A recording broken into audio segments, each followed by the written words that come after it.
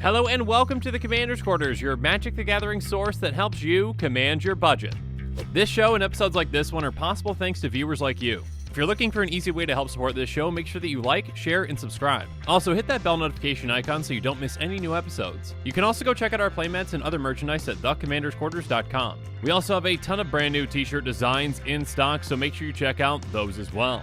Another easy way to support this show is with our TCG Player affiliate links. So whether you're buying a deck or individual cards, you can use this general link right here or one in the description. And the final way that you can support this show is by supporting us directly by becoming a patron. There are many benefits to being a patron, and I truly couldn't do this without all of their support. Hey everyone, Mitch coming in from the Commander's Core studio. Welcome to the show. So, day 2 of Kamigawa Neon Dynasty spoiler season continues on. Yesterday, on day 1, we got some really exciting cards and some really exciting news as well. Okay, well, maybe more frightening than exciting, but yeah, Phyrexian Planeswalkers are here like Tamiyo, so there's that. Also yesterday, we got the real Jin-Gitaxias card, and this thing is absolutely brutal. And speaking of a pretty brutal card, well, okay, maybe not nearly as brutal as that one, but this one is insanely powerful with Kodama the Westry, so if you haven't seen that episode from this morning, make sure you check it out at some point. But not before you stay tuned for this episode on a brand new land that, well, I'm asking the question, is this way too good? So with all that said, let's jump into it.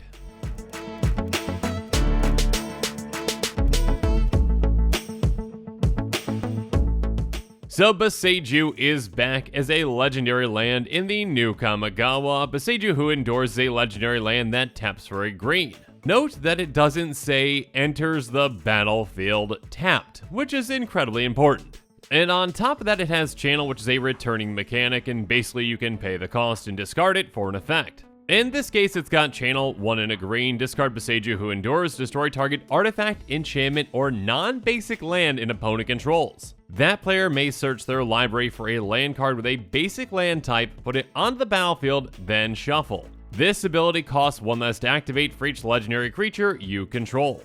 Okay, I'm just going to start off by saying this right now.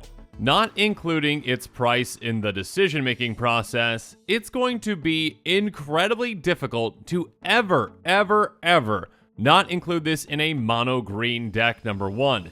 Number 2, even a 2-color deck, it's going to be incredibly difficult to argue against this. And again, I do want to specify outside of price because I do think that this legendary land is going to be quite expensive. This card is basically like, hi, yes, would you like a forest that could also just be a removal spell if you really need it to be? Yeah, oh, what do you want to remove? How about artifacts or enchantments or maybe a non-basic land? Now, of course, it's not all upside. You know, your opponent does get to go search their library for a land with a basic land type, and yes, with the way that that is worded, you know, that could be, you know, one of the triomes, or, you know, it could be, you know, a dual land or whatnot, but, regardless, you still can just get rid of an artifact enchantment or a non-basic land just stapled onto a forest, essentially. Again, it doesn't come into play tapped, so there's no downside there. I mean, I guess if there is a downside to this card at all, it is obvious that this doesn't have a basic land type on it, so you can't, you know, go get it, you know, with most ramp spells, but sure. I mean, just taking up a land slot in your deck is basically not a cost at all, and giving you access to just another removal spell on a land, it's just absolutely absurd.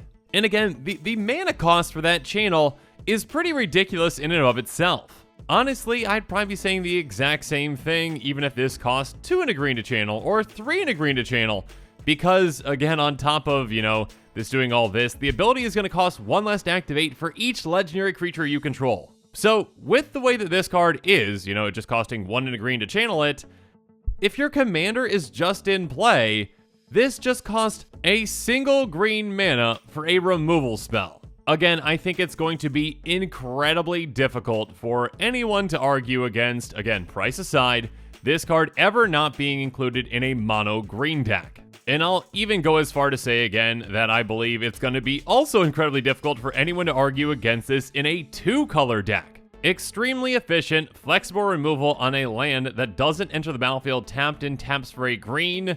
Yeah, I really never thought I'd see the day when we see a land such as this one, but it is here. I mean, we have seen somewhat similar lands to this one in the past, but it stands pretty well above all the other ones that are even close to it.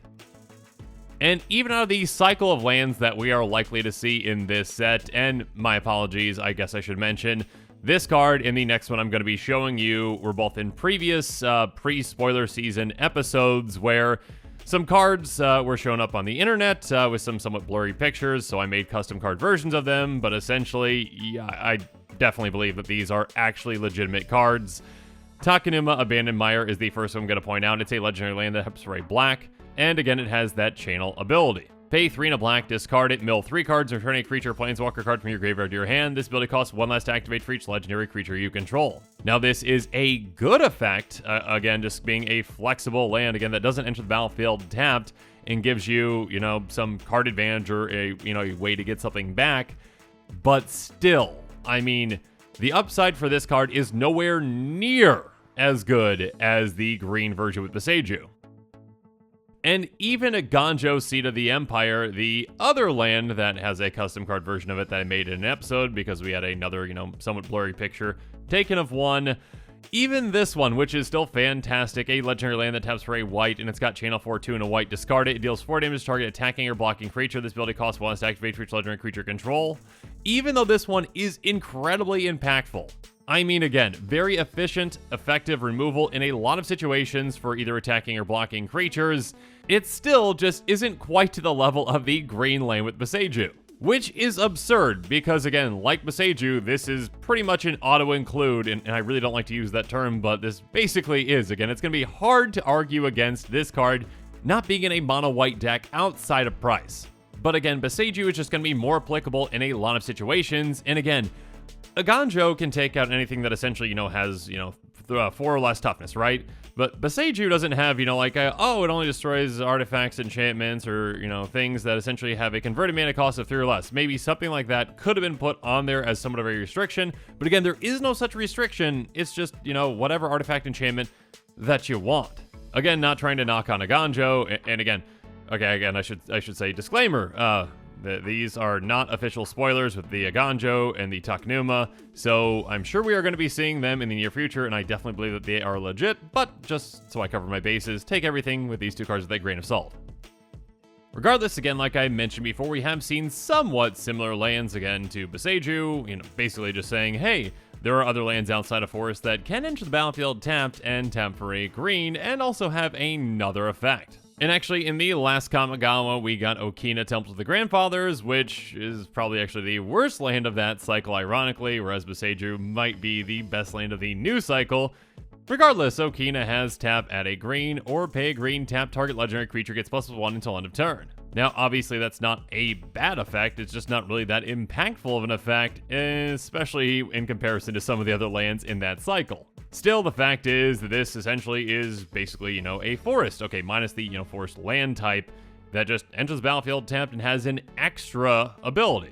Pendelhaven is another one. It's a legendary land that taps for a green, and it taps to make target 1/1 creature get +1/+2 until end of turn. Now, this one is even more specific. I mean, obviously, Okina can help pump your commander, but, unless you've got a deck with a bunch of 1/1s in it, this isn't really going to impact it all that much. And again, the effect really is pretty small.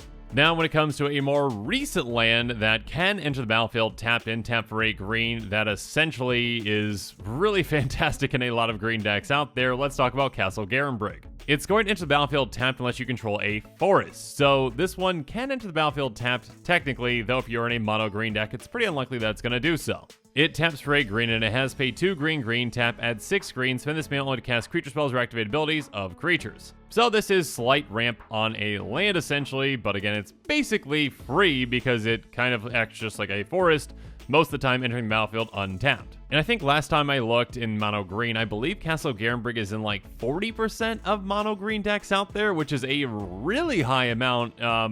But yeah, I think Boseiju, again, price aside, will be in a higher percentage. Again, depending on the price. I guess what I should say is, if price weren't a consideration, it would definitely be in a higher percentage of decks because it is even better than Castle Garenbrig.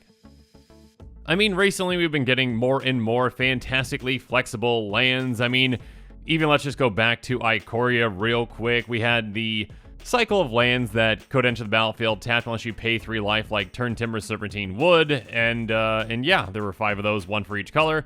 This one's pretty good. I mean, I wouldn't mind just having an extra free sorcery essentially in my deck, which again is what Boseiju kind of is. And obviously, Turn Timber Symbiosis on the front of the card is a different card than, Boseiju, but it says, look at the top 7 cards of your library and put a creature card from among them on the battlefield. If it's got converted mana cost 3 or less, and it's battlefield additional +1 counters on it, put the rest of the bottom of your library in a random order. So that is a really big payoff, but again, you do have to actually pay life to get that land to come into play tapped, whereas Boseiju, you don't have to. And on top of that, the amount of applications that's going to have being a removal spell are probably going to be more beneficial to a lot of decks out there instead of just getting a creature off the top of your library.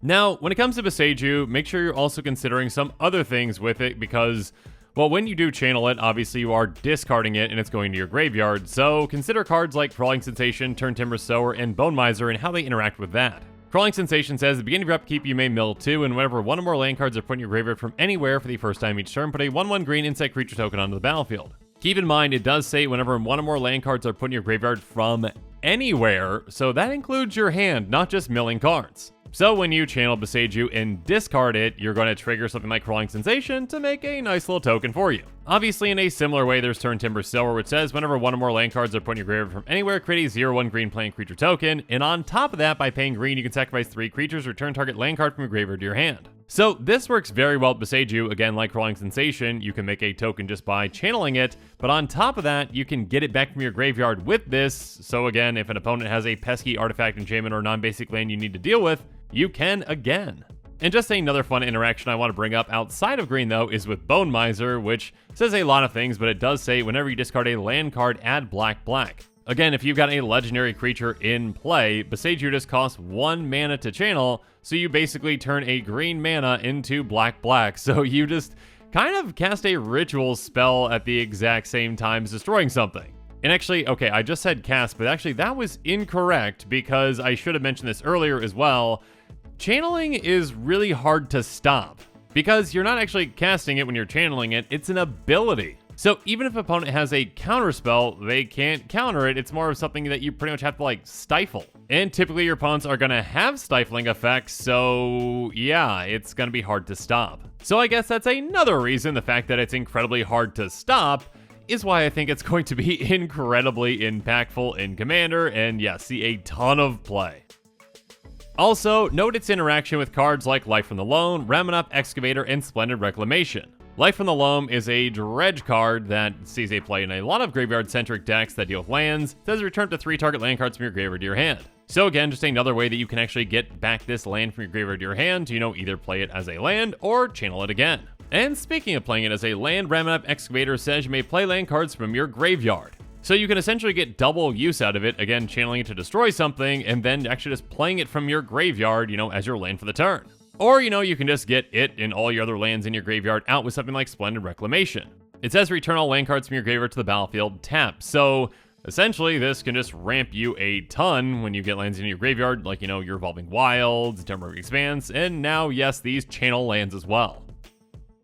Now, when it comes to actual commanders that can use this card, again, I pretty much have said this and I will say it again, it is going to be incredibly hard to ever argue against not including Boseiju in a mono green deck. Again, price aside, because I do think that this is going to be an expensive card, so price is pretty much the only reason that you're going to be like, yeah, I shouldn't include this in my mono green deck. That being said, I do want to point out some commanders that this works especially well with, like, Multani Yavimaya Avatar. It's a 0/0 elemental avatar with reach and trample that gets ++1 for each land you control and each land card in your graveyard. On top of that, by paying 1 in a green, you can return 2 lands you control back to its owner's hand and return Multani from your graveyard to your hand. So this works great with Boseiju in 2 ways. Number 1, if you channel it and get into your graveyard, you actually are going to be pumping Multani because it's going to be a land that's in your graveyard. And number 2, if it is in play and you need to actually destroy something, you don't have any other removal, you can pay 1 in a green, as long as Multani's in your graveyard, to get it back from play, back to your hand, and then you can channel it from there. And speaking of getting it back, you can get it back with Titania, Protector of Argoth. Titania is a 5/3 elemental, and when it enters the battlefield, return target land card from your graveyard to the battlefield. On top of that, whenever a land you control is put into a graveyard from the battlefield, create a 5/3 green elemental creature token. Now, unfortunately, or maybe fortunately for every one of Titania's opponents, this does not count, when lands are put in your graveyard from anywhere. It's only from the battlefield, so you can't, just channel it to get an elemental, but you still can get a big benefit from channeling it. Because again, when you do channel it, you can destroy something, and then when Titania comes in play, you can get it from your graveyard into play and just essentially ramp with that. Next up, another commander that is most definitely going to want this card is the Gitrog Monster. The Gitrog Monster is a 6/6 frog horror with Death Touch that says at the beginning of your upkeep, sacrifice the Gitrog Monster unless you sacrifice a land. You may play an additional land on each of your turns, and whenever one or more land cards are put in your graveyard from anywhere, draw a card. So keep in mind, again, it does say from anywhere, so when you do channel Boseiju, not only do you destroy an artifact, enchantment, or, non-basic land, you also get to draw a card thanks to the Gitrog Monster's trigger. Next up, one last commander I do want to highlight is Captain Sisay, which, could very much utilize this land to great effect. She is a 2/2 human soldier that has tap, search your library for a legendary card, reveal that card, put in your hand, then shuffle. So this commander is all about tutoring up legendary cards. So Boseiju is going to be another fantastic legendary land option for this deck, and if you're ever in the situation where you need to get rid of an artifact, enchantment, or, a non-basic land that an opponent controls, Boseiju is going to be a great option to tutor up in a lot of situations. Okay, I guess I lied, I'm sorry. I did say the last one was the final one, but I did put Kin in here for a reason. Essentially, I'm just putting this as, hey, okay, pretty much any 2-color commander that has green in its color identity is going to want to consider this card. Again, Boseiju is just taking up a land slot, and it is a fantastic piece of flexible removal that is hard to counter. And the vast majority of the time, it's just going to cost you 1 mana to channel it. Boseiju, again, is going to be impossible to argue against outside of price when it comes to mono green. But when it comes to 2-color, it's going to be very, very, very, very, very difficult to argue against as well. So now, as this episode is coming to a close, it's time for me to wrap things up and give you my final thoughts on Boseiju Who Endures. Like I've said many times, this legendary land is absolutely incredible, and it's going to see a ton of play.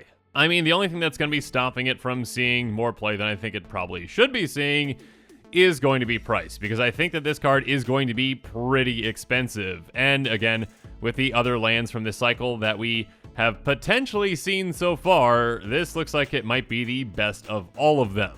A land that enters the battlefield untapped, and for the most part for 1 mana can get rid of an artifact, enchantment, or non-basic land. Yes, your opponent can go search for a land and get it into play, but that's either going to be a basic or, a triome. Maybe that can help them fix their mana.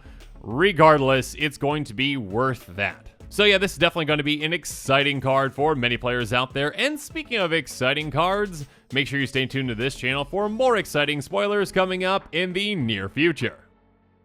And with that, the show has come to a close, so it's my turn to hear from you. So make sure you comment below and let me know what your thoughts on this episode are. And as always, thanks again and have a good one.